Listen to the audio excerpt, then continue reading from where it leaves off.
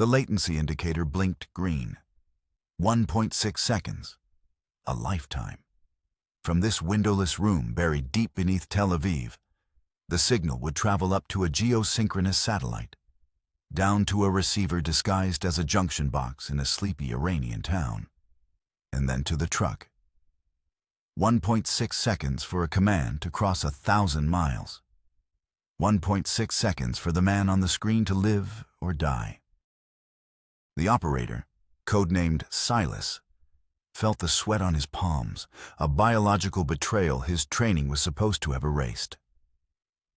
On his main monitor, a high-definition feed from a telescopic lens showed a stretch of empty asphalt. The Damavand Absard Road. A smaller window displayed a wide-angle view. Another showed thermal imaging. A fourth scrolled lines of diagnostic code, all systems nominal. The AI targeting assist was active, its processing core humming silently in a server rack 2 rooms away. The time was 14:29 local. The convoy was 30 seconds out. A final text-only message flashed on a secure side channel from the mission director. It contained 2 words: weapon free. Silas placed his finger over the primary engagement key. He did not press it, not yet. The protocol was clear. Visual confirmation. AI lock. Then, and only then, fire. He had rehearsed this sequence 1,347 times in the simulator. But the simulator didn't have a 1.6-second delay. In the simulator, the target didn't have a wife sitting next to him. In the simulator, a stray signal from a passing airliner couldn't theoretically interrupt the self-destruct command, leaving the most advanced assassination weapon in Mossad's history intact on an Iranian roadside. The lead security car, a white Hyundai Santa Fe, rounded the bend. It entered the pre-designated kill zone. Silas's heart rate climbed from 72 to 95 beats per minute, a metric logged by the biometric sensors in his chair and displayed for the mission psychologist to review later. The target vehicle was next. A black Nissan Teana, armored but not invulnerable. Not to a Belgian-made FN mag firing 600 rounds per minute of custom-designed, armor-piercing tungsten core ammunition. The car filled the targeting screen. Through the windshield, Silas could see him. Mohsen Fakhrizadeh, the father of Iran's nuclear bomb, the ghost who had topped Mossad's kill list for over a decade. Silas centered the digital reticle on the windshield. He sent the first command: initiate lock. The AI took over, its green targeting box snapping onto Fakhrizadeh's facial signature with inhuman precision. The system was ready. The convoy hadn't slowed. The guards were oblivious, scanning the hills for a sniper that wasn't there.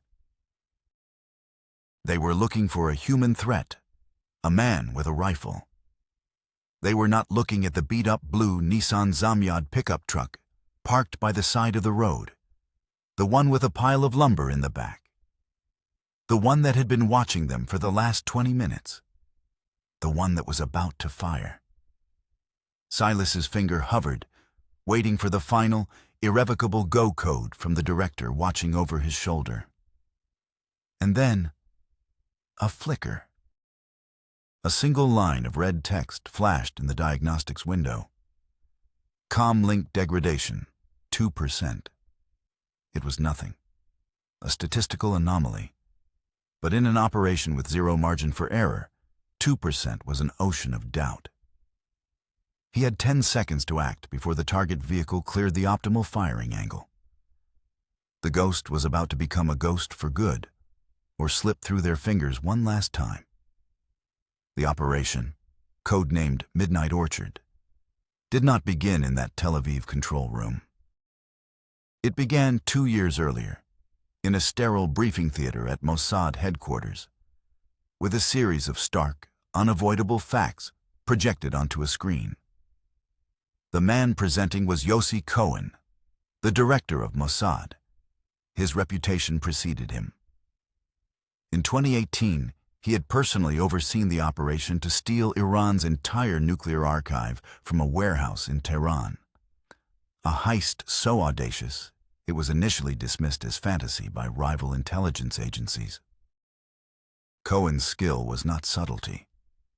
It was the orchestration of grand, strategic shocks. He pointed to a slide.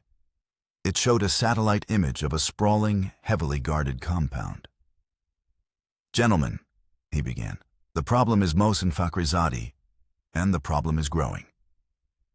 The next man to speak was known only as Ariel, the head of Caesarea, the agency's Special Operations Division. Ariel was Cohen's opposite, a man who lived in the shadows, a master of paranoid, meticulous tradecraft. His greatest success was a secret. He was one of the architects of the Stuxnet virus, the digital weapon that had physically destroyed Iranian centrifuges a decade earlier without a single shot fired. He understood Iran's security apparatus from the inside out. "Fakhrizadeh is not a normal target," Ariel stated, his voice flat. "He is a state asset of the highest value. His personal security detail consists of 12 IRGC veterans. His convoy is comprised of 4 armored vehicles. They employ military-grade radio jammers. His routes are changed daily, based on a randomized algorithm. We have had 2 prior opportunities for a conventional hit. A sniper team in 2012, aborted due to a last-minute route change. A car bomb in 2015, discovered by a VVAC sweep team 6 hours before detonation. He doesn't use public airports, he doesn't eat at restaurants. He lives in a bubble. A conventional approach is a guaranteed failure." The third person to speak was a woman named Dahlia, the head of the technology division. Dahlia was a prodigy, an MIT-educated engineer who had developed the secure laser-based communication system for Israel's Dolphin-class submarines. Her talent was weaponizing the mundane, turning everyday technology into lethal instruments. She clicked to the next slide, showing a simple blueprint. Conventional methods fail because they require a human operator at the scene. A human operator can be caught, can be interrogated, can leave forensic evidence. The solution is to remove the human from the kill zone entirely. We build a weapon that can be put in place weeks in advance, operated from anywhere in the world, and then completely erased after use. We build a ghost. At the center of this web was the target himself. Mohsen Fakhrizadeh was not just another scientist. He was the head of the SPND, Iran's Organization of Defensive Innovation and Research. A deliberately bland name for the heart of the country's clandestine nuclear weapons program. He was the direct successor to the Ahmad Plan, the original blueprint for an Iranian bomb. Western intelligence had tracked him for 20 years. He was so important that the IAEA, the UN's nuclear watchdog, had been demanding to interview him for a decade. Iran had always refused. To them, he was a red line. To Israel, he was an existential threat.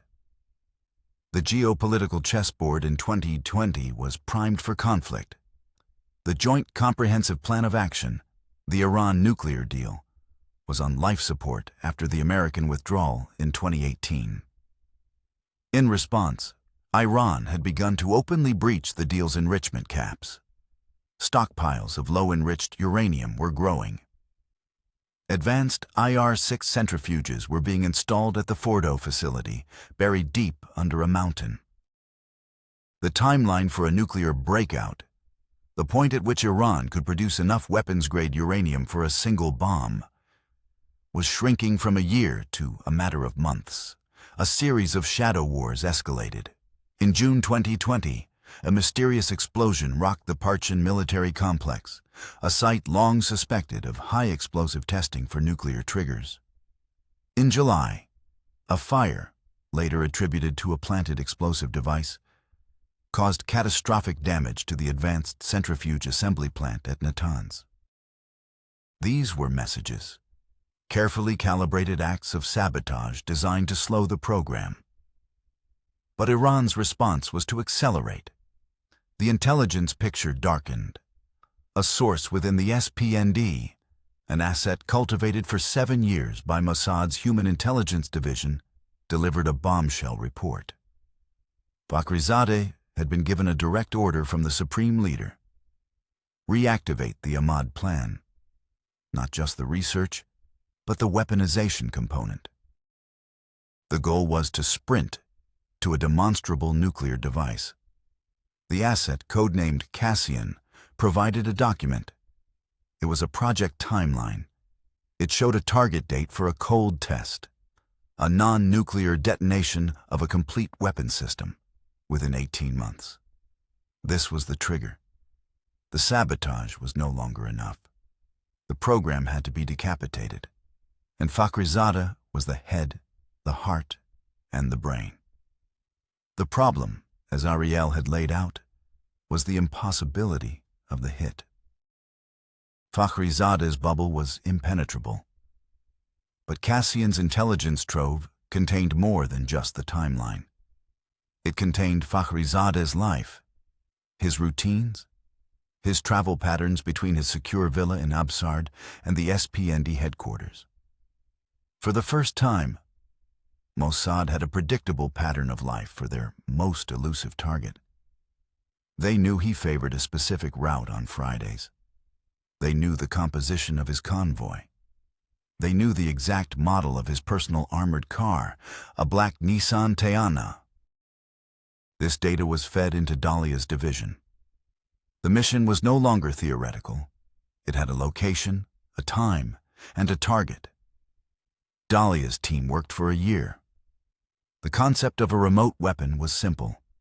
The execution was a nightmare of logistical and technical challenges. It couldn't be a missile. That was an act of war. It couldn't be a simple bomb. Too indiscriminate, and Fakhrizadeh's armored car could potentially survive. It had to be precise, surgical, and deniable. The idea that emerged was radical. They would take one of the most common vehicles in Iran, the Nissan Zamyad pickup truck, and turn it into a remote-controlled assassin. The weapon of choice would be a machine gun, allowing for multiple precise shots to defeat the armored vehicle and ensure the kill. The entire system would be controlled via satellite, operated by a team in Israel. And after the mission, the truck would self-destruct, leaving nothing behind but molten metal and confusion. The plan was presented to Prime Minister Benjamin Netanyahu. It was high risk, high reward. If it failed, the exposure would be a global embarrassment. If it succeeded, it would set back the Iranian nuclear program by years and send an unmistakable message. Netanyahu, a man who had built his career on taking a hard line against Iran, approved it. Midnight Orchard was a go. The first piece of the puzzle was the truck. It had to be perfect. Not new, which would attract attention, but not too old. It had to be a specific shade of blue, the most common color for that model. Mossad activated a network of local collaborators, Iranian citizens recruited for a variety of reasons: money, ideology, blackmail. A cutout, a small-time car dealer in a provincial city, was paid to purchase a 2015 Nissan Zamyad.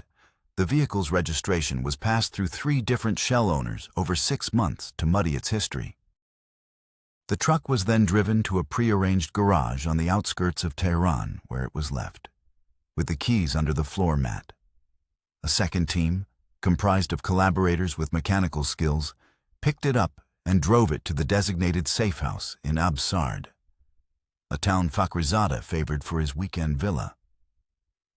The safe house was a derelict workshop at the end of a dusty, unpaved road, chosen for its anonymity and its lack of CCTV coverage.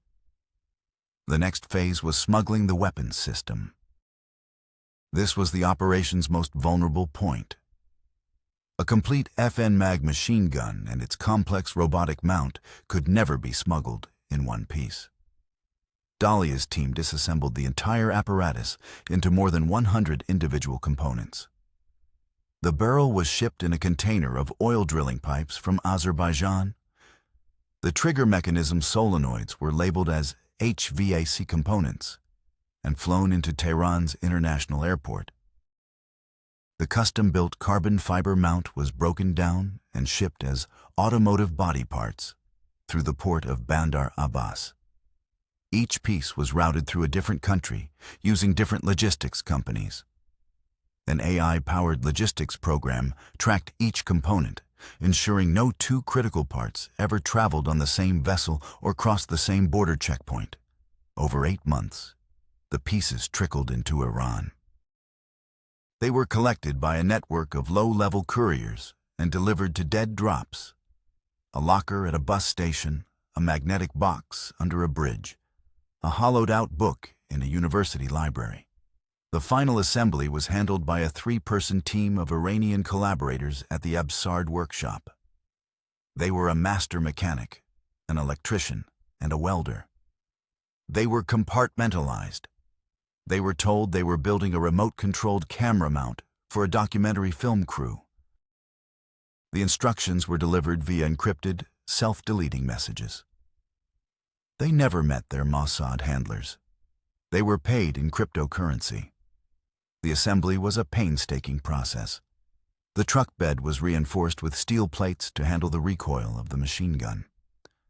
A false floor was constructed, with the weapon mounted beneath a pile of lumber designed to look like a normal construction load.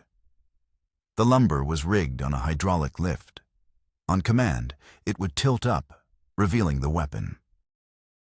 The gun itself was cradled in a robotic turret, capable of 360-degree rotation and 40 degrees of elevation.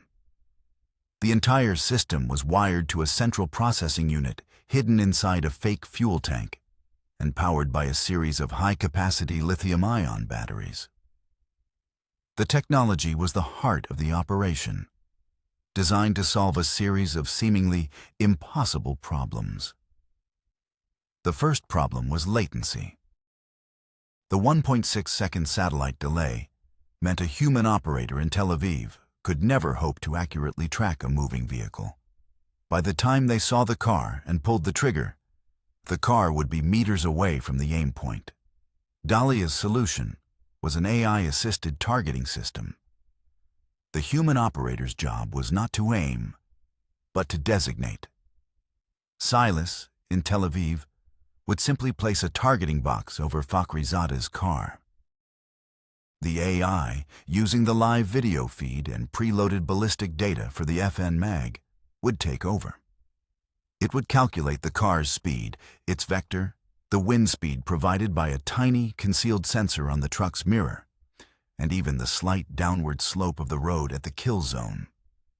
It would then lead the target, firing not at where the car was, but where it would be in 1.6 seconds. For final confirmation, the AI cross-referenced the telescopic camera feed with facial recognition software. The system would not enable the firing mechanism unless it had a 99% probability match with Fakhrizadeh's profile.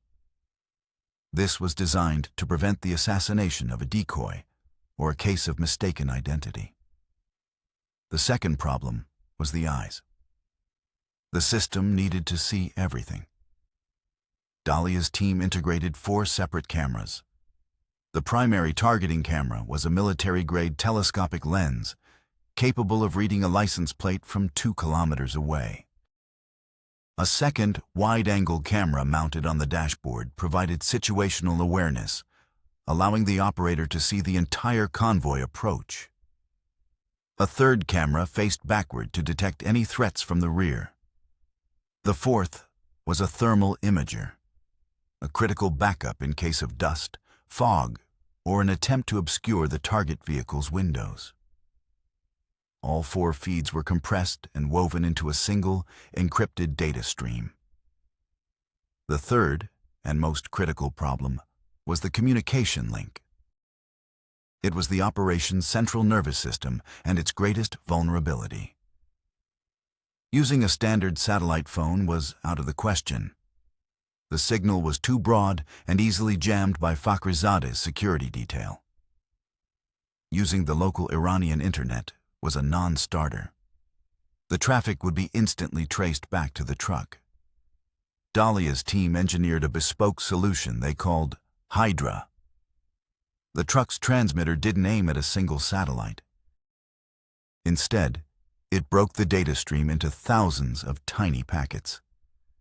Each packet was bounced in a randomized, constantly shifting pattern between a dozen different commercial communication satellites. The system was designed to mimic the background noise of global satellite data traffic. To any electronic eavesdropper, it was invisible, lost in the static. The final piece of the technological puzzle was the exit strategy. There wasn't one. The truck was a sacrificial lamb. Bolted to its chassis were 3 compact, high-temperature thermite charges. The goal was not just to explode the truck, but to incinerate the evidence. When triggered, the thermite would burn at over 2,000 degrees Celsius, melting the gun, the robotic mount, the cameras, and the computer into a single, unrecognizable slag of metal. The mission was designed to leave behind only questions. With the system built and the date approaching, the team in Tel Aviv began final testing. And that's when the first crisis hit. It was 2 weeks before the planned operation date. During a full systems check, a dry run where the truck was activated and communicated with the control room but remained hidden in the workshop, the Hydra link suddenly went dead. For 47 agonizing seconds, the control room in Tel Aviv had no signal. Then, just as suddenly, it came back online. Panic ensued. Ariel's signals intelligence, SIGNT team, worked frantically, cross-referencing global satellite traffic with Iranian military activity. They found the cause. The Islamic Revolutionary Guard Corps had begun testing a new mobile jamming system, deployed randomly in the countryside around Tehran. By sheer bad luck, one of its test cycles had swept across the exact frequency band the Hydra system was using. The core of their communication network was compromised before the mission had even begun. Dalia was summoned. She had 14 days to re-engineer the entire system. The only viable alternative was a set of frequencies allocated to international civilian air traffic control. It was a wildly dangerous proposition. Transmitting on that band risked interfering with commercial flights and would be immediately obvious to any air traffic controller. But Dalia's team had an idea. They wouldn't just transmit on the band, they would hide within it. They wrote a new chameleon protocol. The Hydra system would now encapsulate its data packets inside what looked like legitimate automatic dependent surveillance broadcast, ADS-B, signals, the routine positional data that every commercial airliner transmits. To anyone listening, the Mossad's assassination signal would look like a ghost image of a Boeing 747 passing overhead. It was a brilliant, desperate gamble. As they were uploading the new software patch to the truck, the second crisis struck. The lead Iranian collaborator, the mechanic who had done the most intricate work on the gun mount, vanished. His encrypted phone went offline. His GPS tracker, a tiny device stitched into the lining of his shoe, gave one final ping from a location known to be an interrogation center for the Vivac, Iran's Ministry of Intelligence. He had been arrested. The team in Tel Aviv didn't know why. It was likely for an unrelated crime. He had a history of black market dealings. But it didn't matter. Under interrogation, he could break. He didn't know the target was Fakhrizadeh, but he knew about the truck. He knew its color and model. He knew it was in Absard. He knew it contained a weapon. In the Tel Aviv command center, the debate was intense. The standard protocol was to abort. The risk of compromise was too high. But Yossi Cohen overruled them. This was their only shot at Fakhrizadeh. The window was closing. He made a different call. "We accelerate," he ordered. The mission was moved up by 72 hours.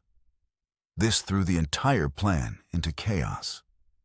They would have to rely on real-time intelligence from a secondary, less vetted asset to confirm Fakhrizadeh's movements on the new date. The truck had to be moved from the workshop to its final roadside position immediately, in broad daylight, dramatically increasing the odds of it being spotted by a routine police patrol. The pressure escalated. Satellite imagery showed an increase in VVAC activity in the Absard region. They were sweeping the area, likely based on a tip from the captured mechanic. A state police patrol car was spotted on the satellite feed, turning onto the road where the truck was now parked. The team in Tel Aviv watched, helpless, as the patrol car slowly drove towards the blue Nissan. It passed once. It turned around at the end of the road and came back. It slowed as it approached the truck. The operator in the control room held his breath. In the high-resolution satellite image, they could see the police officer in the passenger seat look at the truck, then look away, distracted by something on his phone. The car accelerated and drove off. The safety margin for Midnight Orchard had been reduced to 0. November 27th, 2020, D-Day. The Tel Aviv Command Center was a tomb of silent tension. At 13:55 Tehran time, the go-ahead came. The secondary asset, a gardener at a neighboring villa, sent a prearranged, coded message. "The eagles have left the nest." Fakhrizadeh's convoy was on the move. The route was confirmed. It would pass the kill zone in approximately 35 minutes. At 14:05, Silas, the operator, logged into the weapon system. The diagnostic scrolled on his screen. Power levels, 98%. Ammunition count, 150 rounds. Communication link, stable. The latency held at 1.6 seconds. The Chameleon protocol was working, hiding their signal among the ghosts of commercial airliners. At 14:15, he activated the cameras. The world of a dusty Iranian roadside filled his screens. The wide-angle view showed the gentle curve of the road. The telescopic lens was already focused on the pre-calculated aim point, a small roundabout that would force the convoy to slow down. The trap was set. At 14:26, the first vehicle appeared, a nondescript Peugeot, not part of the convoy. The AI system outlined it in a blue box labeled Civilian. The car passed without incident. Then, a minute later, a black Hyundai Santa Fe, the convoy's lead security car, came into view. The AI tagged it in a yellow box. Escort. The operator's heart hammered against his ribs. The car passed the parked truck. Inside, the guards scanned the hills, their eyes sweeping right over the source of the danger. At 14:29, the target vehicle entered the frame, a black Nissan Teana. The AI outlined it in red. Target vehicle. Through the powerful lens, Silas could see two people in the front seats, a man driving and a woman in the passenger seat. Fakhrizadeh's wife. This was an intelligence failure. She wasn't supposed to be with him. A new variable, a civilian, introduced in the final seconds. There was no time to consult. Cohen's order was absolute. The mission proceeds.